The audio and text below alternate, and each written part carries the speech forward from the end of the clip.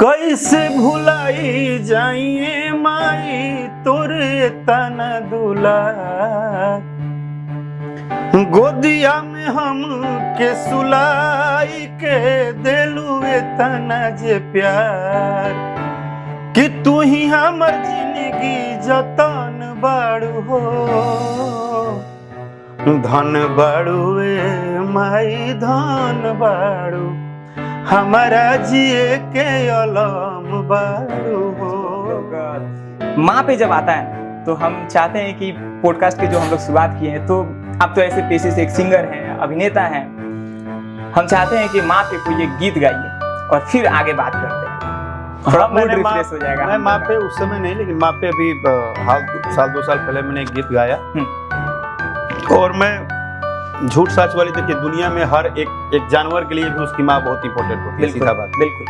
एक पंछी के लिए भी उसकी माँ बहुत इंपॉर्टेंट होती है, जो घोंसले में जन्म देती है वो भी माँ इतनी इंपॉर्टेंट है। तो माँ शब्द इस दुनिया में सजीव से लेकर निर्जीव तक के लिए, सबके लिए माँ शब्द बहुत इंपॉर्टेंट होता है। मेरे लिए माँ शब्द बहुत भावुकतापूर्ण है और सबके लिए है। मुझे भी इस चीज की फील होती है। मैंने अभी 1-2 साल पहले एक गीत गाया था और उसमें मुझे लगा कि मैं इस गीत को गाऊं। उसका लाइन था कि अरे कैसे भुलाई जाइए माई तोरे तना दुला, गोदिया में हम के सुलाई के दिलुए तना जे प्यार, कि तू ही हमर जिंदगी जतन बाड़ू हो, धन बाड़ूए माई धन बाड़ू, हमारा जिए के अलम बाड़ू हो, सोनाया चानी हीरा मोती तू ही नवरे रतन बाड़ू हो, धन बाड़ूए माई धन बाड़ू, हमारा जिए के अलम बाड़ू हो। क्या बात है, क्या बात है, मजा आ गया। और अब ये बताइए भैया कि गायकी की शुरुआत कहाँ से हुई आपके लाइफ में? कौन ऐसा फेज आया आपके लाइफ में कि मतलब आपको लगा कि नहीं मुझे सिंगर ही बनना चाहिए, या मैं स्ट्रगल करूंगा अपने लाइफ में आगे बढ़ूंगा तो सिंगिंग के ही फेज में आगे बढ़ूंगा? कौन सा ऐसा मोमेंट था जो आपको यहाँ उस चीज पे लेकर गया और आज आपको एक ऐसे सिंहासन पे बैठा दिया है कि शायद लोग उस पे बैठने के लिए तरसते हैं?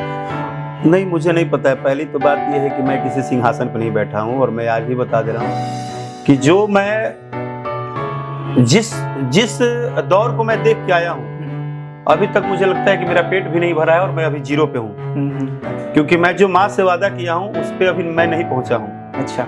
और मैं माँ से बोल के वादा नहीं किया हूँ, अंतर्मन का वादा था। जब उसका हाथ पकड़ के और एक दिन रात को मैं रो रहा था और मैंने वादा यही किया था खुद से कि जो दुनिया आज मैं देख रहा हूँ इसी घर में, जो सारे लोग उस पर इतना ताना बाना बोल रहे हैं, शायद एक दिन मैं दुनिया की उस ऊंचाई पे जाऊंगा जब लोग उससे बोलेंगे कि ये बिल्कुल हाँ ये आपका लड़का है।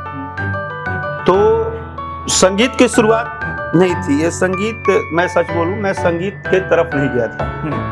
बट एक ये शुरुआत कैसे हुई संगीत का, जो आप बोल रहे हैं, एक घटना हुआ बहुत तगड़ा, बहुत बड़ा। एक उसको आप लोग क्या बोलते हैं आज के दौर में, कि एक डिजास्टर टाइप का कुछ लाइफ में ऐसा हुआ। भयानक, मतलब भयानक कुछ हो गया। भयानक हुआ, बहुत भयानक हुआ। जब मैं और माँ दोनों लोग 1 महीना तक हम खाना नहीं खाए थे। अच्छा। ऐसे पॉइंट क्या हुआ, बिग पॉइंट था। क्या हुआ था ऐसा चीज? रीजन कुछ नहीं हुआ था, वो कुछ फैमिलियर मैटर था जिसके कारण उस समय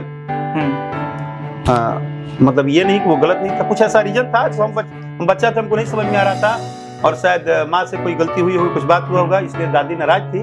कुछ हुआ था उस समय, शासन प्रशासन अलग चलता था घरों में, सास बहू फलाना ठिकाना।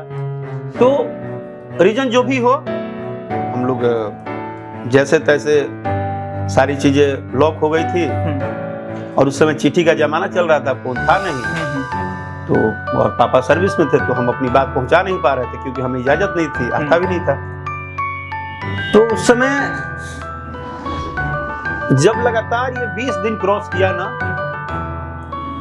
तो उस समय मैं अपने स्कूल में एक कांड किया, जिस स्कूल में पढ़ने जाता था, सरकारी स्कूल में। जब मुझे बर्दाश्त नहीं हुआ तो मैं एक दिन 10 रुपया चुराया। अच्छा। जो सच है वो सच है। और किसी के टिफिन बॉक्स से चुराया। अच्छा। और 10 रुपया चुरा के उस दिन मैं भिंडी खरीदा आधा किलो, और कुछ सामान खरीदा और मैं ले गया, मैं बोला कि बनाओ। तो उस दिन एक जिम्मेदार लड़का टाइप का था कि मतलब बनाओ। तो उस समय भोजपुरी में बोला था, आज ऐसे बोल समझ भाई बनाऊ, अच्छा है खाइए। बट उस पूरे रात अब मेरे मन में चलने लगा कि हम कौन सा ट्रेन पकड़ेंगे, कहाँ जाएंगे, क्योंकि अब मुझे लगा कि अब मुझे कमाना चाहिए।